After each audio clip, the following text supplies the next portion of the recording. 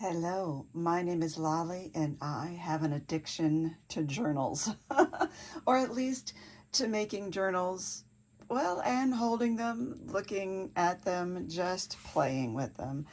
But many people have said, what do you do with them? And especially because I make so many. And a viewer just recently asked me what I do with them, so I thought that's a good question.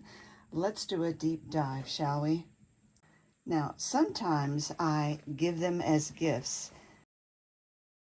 So those ones I don't have here represented amongst this group of journals because I have gifted them away and they are in their forever homes now.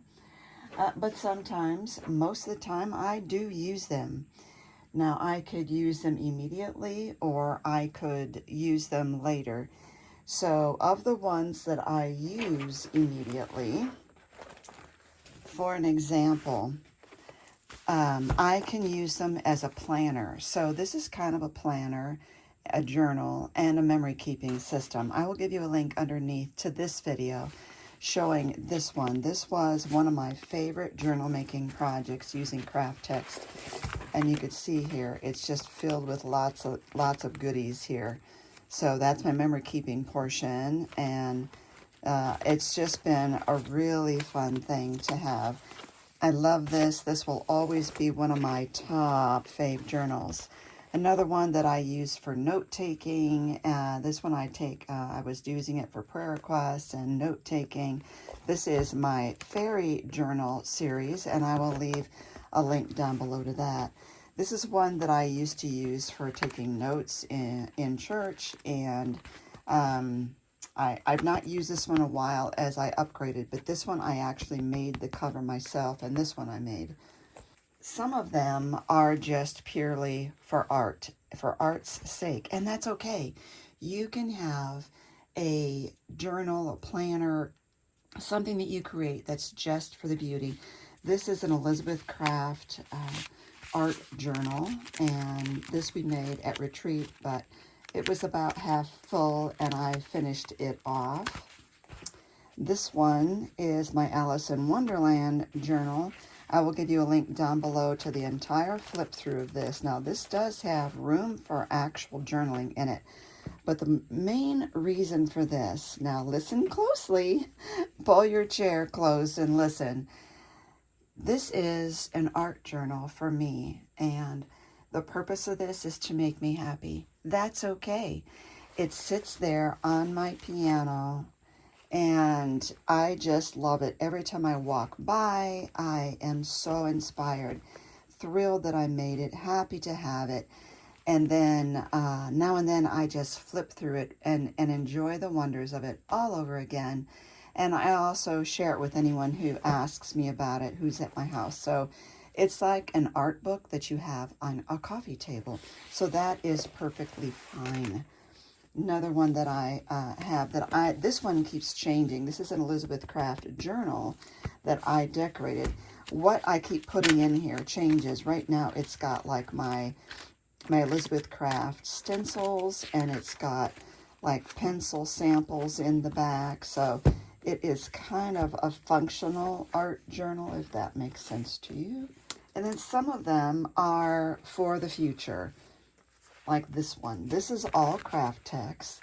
And right now, this is the shell of a journal. In that's the back cover, the front cover, and a couple dividers. But what I've done was I have made it so that I can add pages to it when I'm ready to pull this out and start using it as a real journal. So that's a future one. Here's another one. This is an Elizabeth Craft die. It's actually a jumbo tag die, and I have done all the pages. I've got blank pages in there. And what I do, each one of these journals speaks to me in a different way. So when I am ready and I know this is what I need for this time in my life, I pull it out, and that's when I start using it. I do not have a video for this one. I do have a video for this, and this is my Mason Jar D journal, also an Elizabeth Craft die. Lots of room for journaling in this one. And I had such fun putting this together, and I will give you a link down below for that. This is another one. This one is almost sacred. I mean, it is just so important to me. I call this my Jackie journal. This is also craft text that I sewed, and I'm just so happy with how it turned out. And this is one that you can have a replaceable journal right there. And I have ones to replace this. So this could be for any kind of note-taking or whatever. And you can see I have a paper clip holding the dangle. I can use this whenever, and I can replace the inside in it. So sometimes each one of these has a different theme. Like I said, the theme for this one and the theme for one of my other ones. And I have one that's a gratitude journal. The one that's the Bible study. I could have one that's just for trips. Like if I'm going on one specific trip, this could be my journal for that trip only. And then it would be a memory keeping system for that trip. Also, sometimes I will take one and say, maybe this one could be just for encouraging quotes. Like being a B journal, it could like be B-E, be happy, be content, with those kind of exhortations in it. So there's all kinds of foci that you could have in your journal making. The other thing that I do is sometimes I sell them. Sometimes I make a journal and I love it, but I know that I just have so many that I just can't keep them all. And I would like someone else to have it and for it to go to a really good home. So there is that. And also the one that I made most recently with my clear acetate or Duralar cover, I mailed that to the graphics company, and they can put that on display in their booths when they go to Creativation. So don't be afraid to make the journals, to love the journals, to embrace them. I have a Rascog cart full of journals, full of potential journals, full of future journals. It's just my journal love, and I just even walk by. Sometimes I just flip through and I look at all the covers, I handle them, I touch them. I'm a very tactile person, and I love the colors. They don't match. You could see from the ones I had on my table here.